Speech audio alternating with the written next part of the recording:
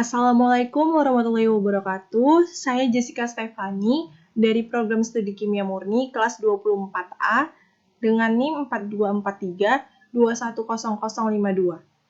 Jadi di sini saya akan menjelaskan tentang sistem peredaran darah. Jadi sistem peredaran darah ini ialah sistem tubuh yang bertanggung jawab untuk mengedarkan darah, nutrisi, oksigen, dan zat-zat lainnya ke seluruh tubuh dan juga berfungsi untuk mengangkut zat-zat sisa metabolisme yang akan dikeluarkan dari tubuh.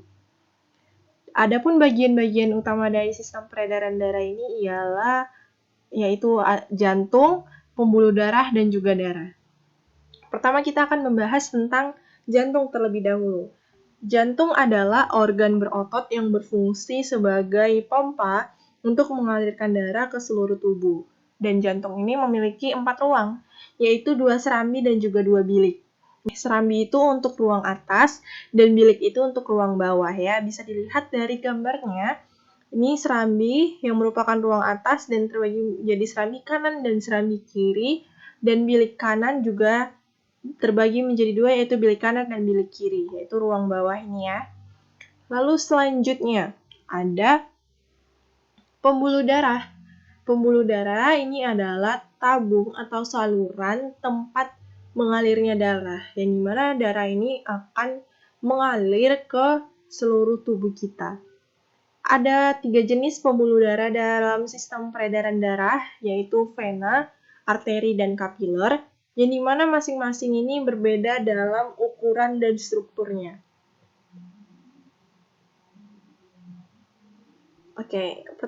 Ini ya. Masing-masing jenis pembuluh darah memiliki peran unik dalam sistem peredaran darah. Arteri ini berfungsi untuk membawa darah yang kaya oksigen dari jantung ke seluruh tubuh. Sedangkan kapiler ini ialah fungsinya untuk membantu pertukaran zat di antara darah dan jaringan. Sedangkan vena ialah membawa darah kembali ke jantung. Jadi tadi jika arteri membawa darah yang kaya oksigen dari jantung ke seluruh tubuh, maka vena membawa darah yang sudah minim oksigen dari tubuh untuk kembali ke jantung. Dapat dilihat dari gambar ini terdapat perbedaan ya. Terdapat perbedaan pada dinding ketiga pembuluh darah ini. Yang pertama ada arteri. Arteri ini memiliki dinding yang paling tebal, dapat dilihat ya. Dinding paling tebal di antara dua lainnya, yang memungkinkannya menahan tekanan tinggi yang dihasilkan oleh jantung. Lalu kapiler bisa dilihat ini merupakan dinding paling tipis yang memungkinkan zat seperti oksigen ataupun gula untuk dapat melewati dindingnya untuk masuk atau keluar dari darah, karena kapiler ini merupakan tempat pertukaran zat ya di antara darah dan jaringan. Makanya kenapa dindingnya tipis, jadi memungkinkan zat-zat tersebut lebih mudah masuknya.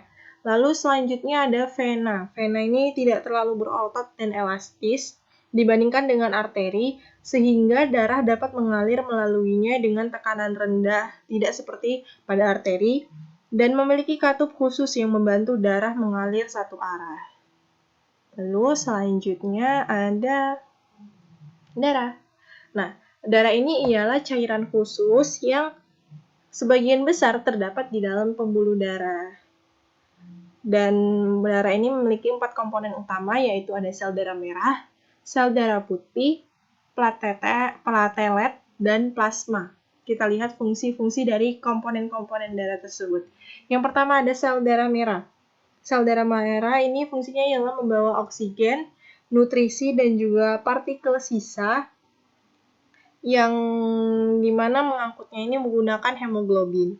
Selanjutnya ada sel darah putih atau disebut dengan leukosit yang berfungsi untuk melawan penyakit dan melindungi tubuh dari infeksi. Selanjutnya ada platelet yang berfungsi untuk berkumpul di lokasi cedera ataupun luka, yang dimana ini untuk membantu proses pembekuan darah. Dan terakhir ada plasma, yaitu cairan kuning pucat, tempat komponen lain mengapung di dalamnya. Dan di dalam plasma ini ada mengandung nutrisi, hormon, dan juga protein. selanjutnya, bagaimana darah mengalir melalui jantung? Tadi kita udah bahas darah yang kayak oksigen dialirkan dari jantung ke seluruh tubuh, atau dari yang minim oksigen dari seluruh tubuh ke jantung. Nah, itu gimana sih mekanismenya gitu kan? Sistem peredaran darah itu terbagi menjadi dua, ada sistem peredaran darah besar atau sistemik dan peredaran darah kecil atau pulmonal. Nah, peredaran darah besar ini ialah sistem yang mengedarkan darah kaya oksigen dari jantung ke seluruh tubuh. Sedangkan untuk peredaran darah kecil yaitu mengedarkan darah miskin oksigen dari jantung untuk ke paru-paru yang fungsinya untuk mengambil oksigen lalu kembali lagi ke jantung.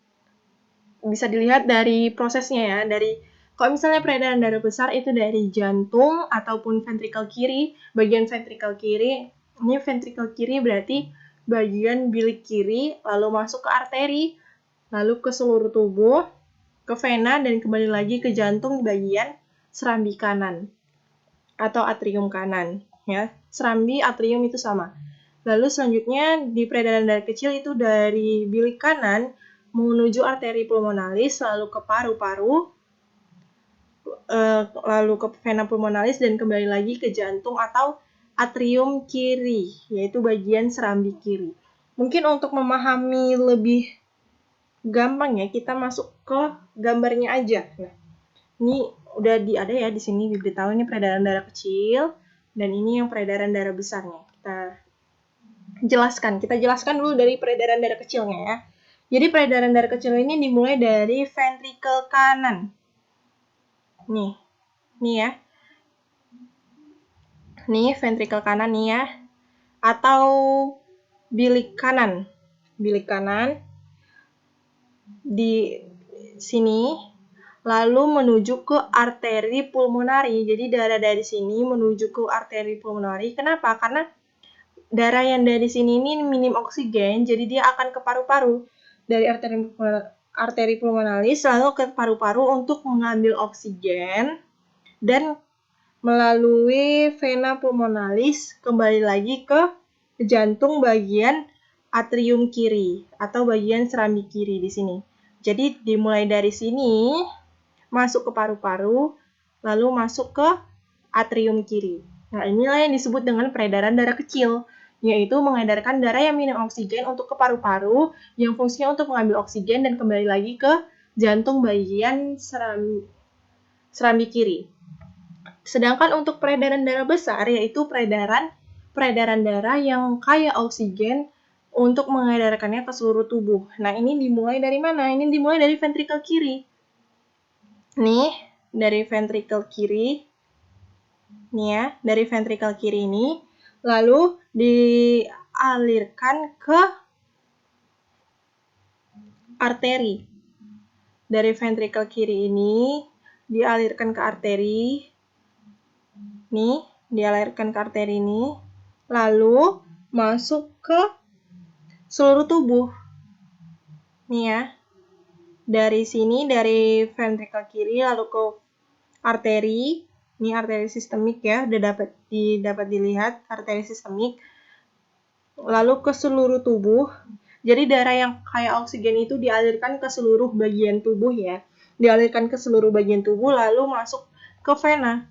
Masuk ke vena sistemik. Ini. Lalu kembali lagi ke jantung. Jantung bagian mana?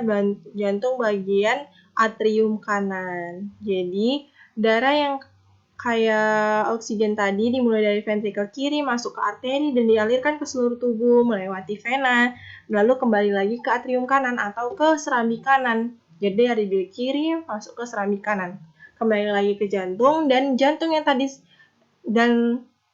darah yang tadi sudah kembali ke jantung otomatis sudah minim oksigen. Nah, darah yang minim oksigen tadi diedarkan lagi dari ventrikel kanan. Dari ventrikel kanan ini dialirkan lagi untuk mengambil oksigen lagi ke paru-paru gitu. Jadi itulah sistem peredaran darah di tubuh manusia. Lalu selanjutnya ada fungsi sistem peredaran darah, yang dimana fungsinya itu ialah tadi sudah kita bahas pertama kali, yaitu mengedarkan oksigen dan nutrisi ke seluruh tubuh, lalu mengangkut karbon dioksida dan limbah metabolik untuk dikeluarkan, membantu menjaga keseimbangan suhu dan pH tubuh, juga melindungi tubuh dari infeksi melalui sel darah putih. Jadi fungsi sistem peredaran darah ini sebenarnya banyak ya, gitu ya. Dan sampailah kita di penghujung materi. Dan jadi rangkuman dari penjelasan saya hari ini secara singkatnya ya. Jadi sistem peredaran darah ini ialah sistem yang membawa oksigen, nutrisi, ataupun zat-zat lain ke seluruh tubuh dan sekaligus untuk mengangkut kotoran yang akan atau sisa-sisa zat metabolisme yang akan dikeluarkan oleh tubuh. Nah, jantung tadi itu merupakan organ berotot yang memiliki 4 ruang, yaitu serambi kanan, serambi kiri, bilik kanan, bilik kiri, yang fungsinya untuk memompa darah ke seluruh tubuh. Sedangkan darah memiliki 4 komponen, yaitu plasma, sel darah merah, sel darah putih, dan platelet. Yang dimana darah tadi merupakan cairan khusus yang ada di dalam pembuluh darah ya, yang fungsinya yaitu membawa oksigen, nutrisi, dan partikel sisa. Nah, yang terakhir ada pembuluh darah yang terdiri dari 3, yaitu arteri, vena, dan kapiler, yang berfungsi sebagai saluran untuk darah, yang dimana arteri untuk saluran darah yang kaya oksigen dari jantung ke seluruh tubuh, vena untuk darah yang minim oksigen dari seluruh tubuh untuk kembali ke jantung, sedangkan kapiler adalah sebagai tempat pertukaran antara zat dan jaringan tubuh ya. Oke, saya rasa segitu saja yang dapat saya sampaikan. Jika ada kesalahan dalam penyampaian atau mungkin ketidakjelasan dalam suara ataupun gambar atau penjelasan saya mohon maaf. Wassalamualaikum warahmatullahi wabarakatuh. Terima kasih.